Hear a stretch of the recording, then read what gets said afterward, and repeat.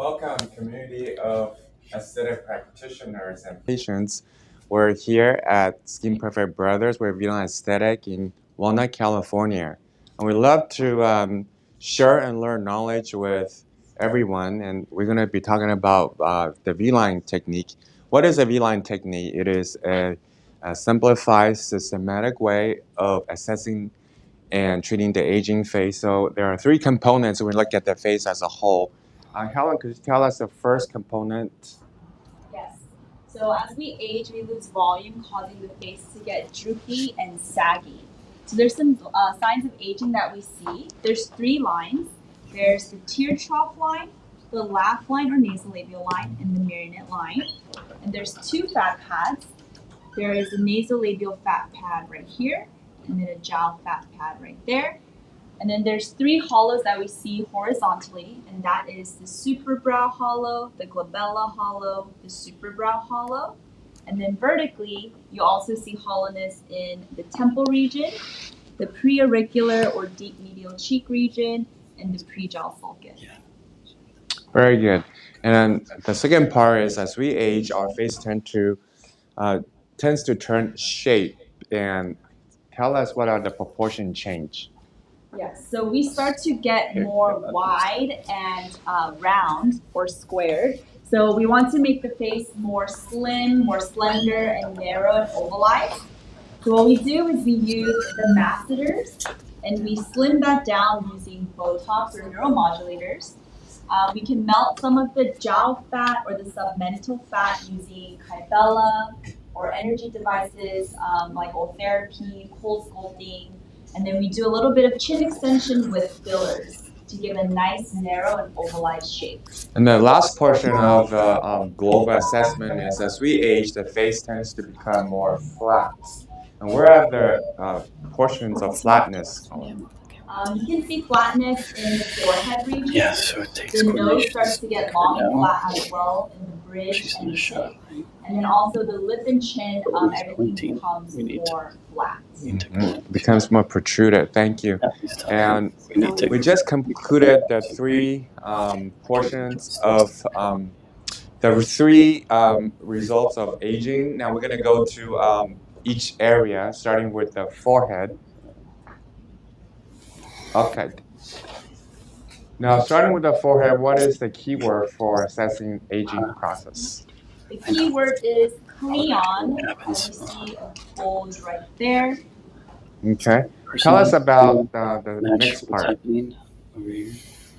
Next is the temple region. It looks more skeletal, so talking about the hollowness in that region.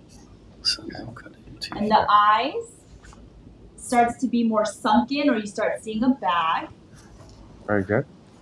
The brow, for feminine people, usually we have an arch for females, but it starts to get a little more flat. For masculine, for males, the brows tend to arch as they alternating between these three, depending on what the nose, it gets flat, and so we want to project it out. Yeah. The cheek, it starts to look more protruded at the side because of the hollowness in the temple and preauricular region. The lips start to become a duck lip as it gets elongated. That's why the mouth corner starts to droop. And the chin area starts to look like a witch chin, causing a little shadow in the middle. Mm-hmm. And then the jawline, males, it tends to have a more masculine jawline. We want it to be like 90 to 110 degrees. For females, we want it to be 110 to 130, but it gets not as defined as we age.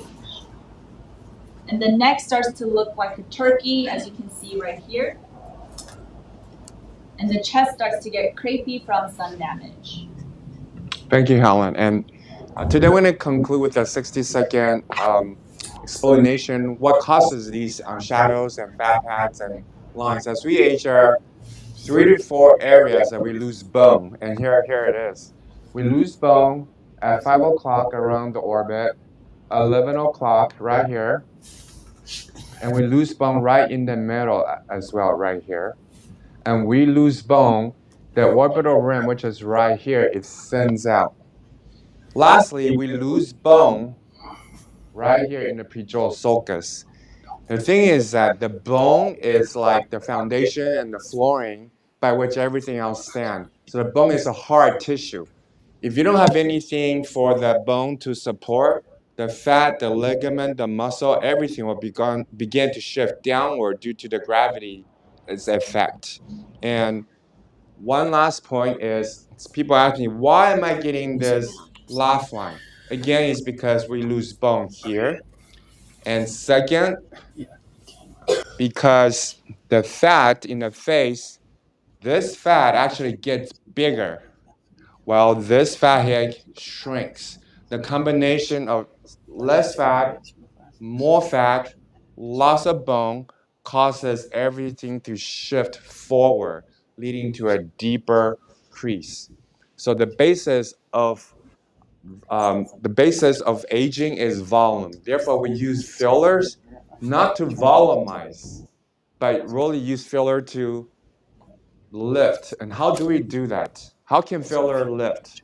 By volumizing in the proper area, not volumizing for itself, but in the proper region, you could cause a lift. And that is the V-line power lift technique basis for it. Thank you, and I'll see you guys soon. Go ahead and like and comment